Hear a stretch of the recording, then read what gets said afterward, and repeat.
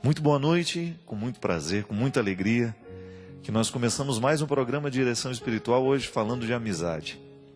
Sabe, minha gente, eu tenho cada vez mais uma convicção que a grande força de Jesus, com seus amigos sobretudo, porque a grande comunidade cristã que somos hoje, teve início num grupo de amigos. Alguém soube ser amigo. Alguém soube emprestar o coração, alguém soube emprestar o ouvido, o braço, o colo.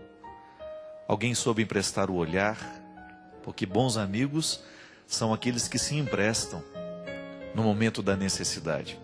É tão bonito a gente compreender que a amizade consiste em nós sermos para o outro aquilo que ele não tem naquele momento. Então, às vezes, o outro não tem a capacidade de compreender o que está acontecendo.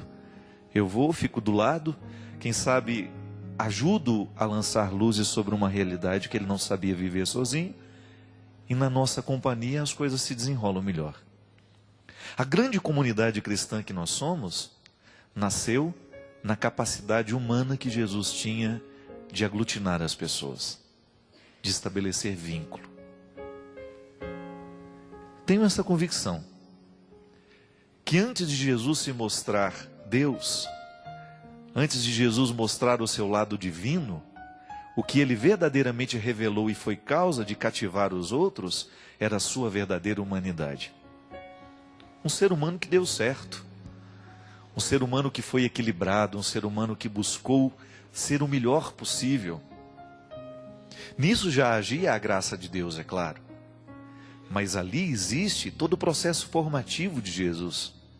A psicologia que Nossa Senhora certamente aplicou com ele, a sabedoria de José ao transformar esse homem num homem de caráter, a influência que ele recebeu da família. Jesus era um ser humano inesquecível. Antes de se mostrar Deus, antes de ser aquele homem que fazia milagres, que era capaz de realizar coisas estrondosas, maravilhosas, Jesus sabia ser gente. É o que fazia com que as pessoas andassem atrás dele.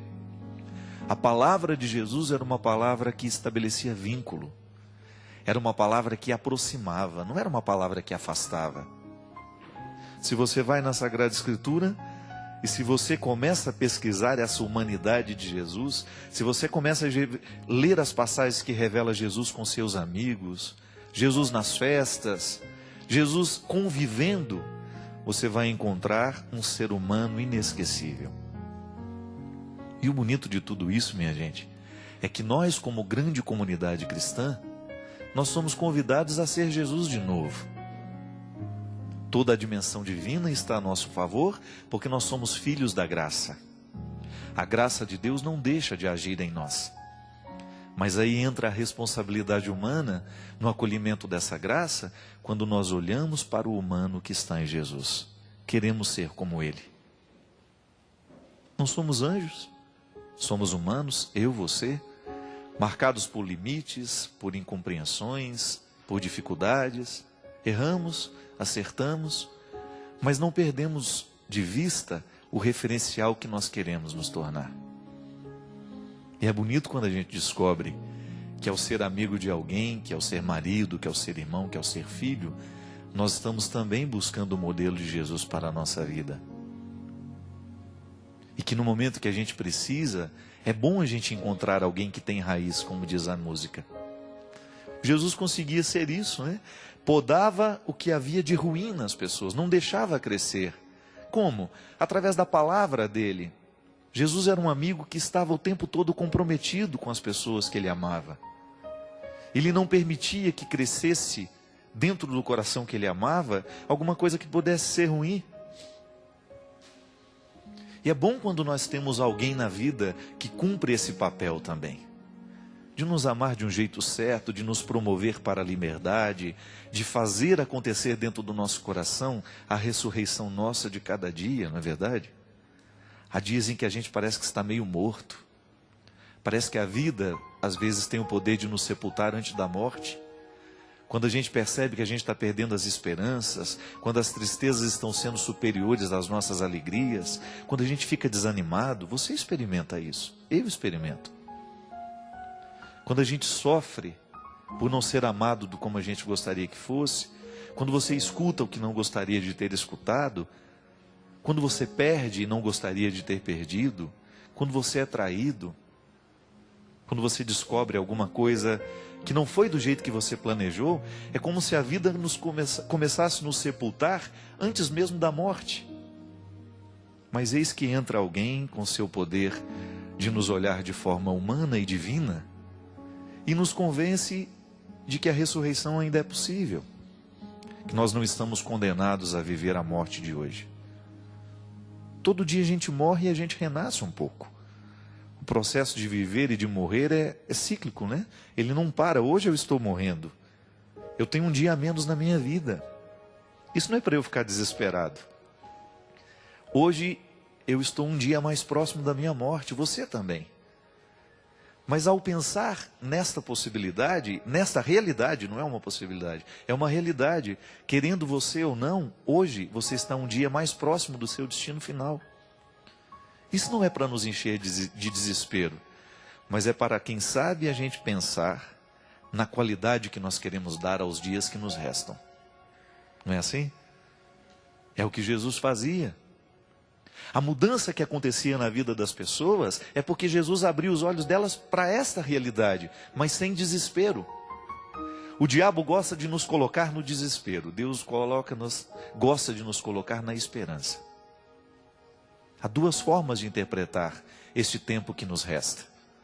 Ou eu vou viver amargurado com aquilo que eu não vivi, com aquilo que eu não fiz, ou eu vou olhar para o tempo que me resta com o desejo de refazer o que precisa ser refeito, administrar o que precisa ser administrado e correr atrás do tempo perdido.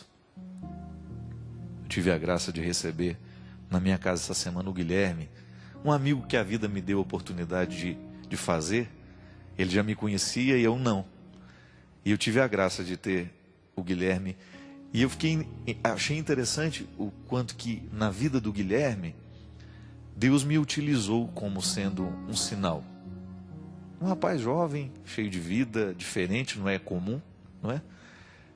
Não é aquele rapaz que eu costumo ver na fila da minha igreja, não. Diferente. Mas nele uma experiência de Deus humana. Muito bonito de identificar isso nele.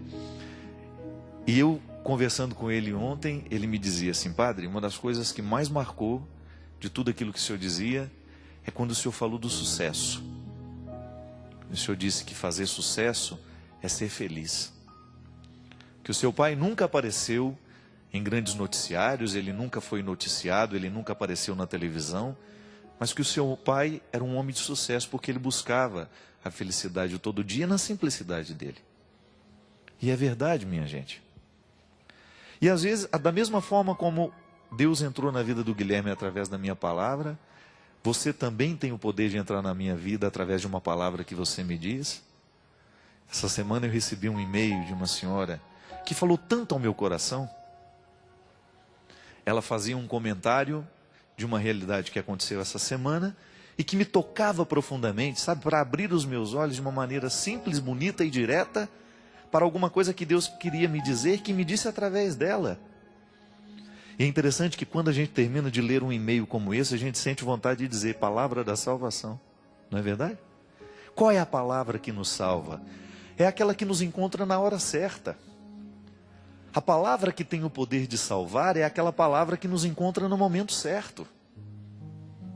Quantas vezes você leu aquela mesma passagem da Escritura e ela não disse nada para você, mas de repente você lê e aquela palavra te salva naquela hora? Por quê? Porque era a hora certa de ler. É como você dizer alguma coisa para o seu filho na hora errada, não adianta. Na hora que está todo mundo gritando, que está todo mundo nervoso, a palavra nunca vai ser poderosa a ponto de salvar. Mas na hora da calma, na hora em que a confusão terminou, a gente tem o poder de salvar o outro com a nossa palavra. Eu perdoo você. Quantas vezes essa palavra, ela é salvação na vida do outro? Eu entendo o que você está sentindo, isso salva. Quantas vezes no momento do nosso desespero, minha gente, a gente só quer isso. Alguém que olhe para a gente e fala: eu entendo o que você está sentindo. E mesmo que eu não consiga dizer absolutamente nada sobre o que você sente, hoje eu empresto a minha presença. Eu serei com você. Isso é palavra da salvação. É Deus sendo humano em nós através do outro. É o processo que nos ensina e que faz atualizar na Galileia dos nossos dias o mesmo que aconteceu naquele tempo, quando Jesus tinha a coragem de olhar para os miseráveis do seu tempo, para aqueles que necessitavam, e dizer para eles essa palavra de salvação, que a igreja continua pronunciando, dizendo em cima de todos os telhados, para que ninguém deixe de ouvir, porque nós acreditamos no que anunciamos, e nós queremos que aquilo que nós anunciamos seja a palavra de salvação na hora certa, no momento certo, na vida de tantas pessoas.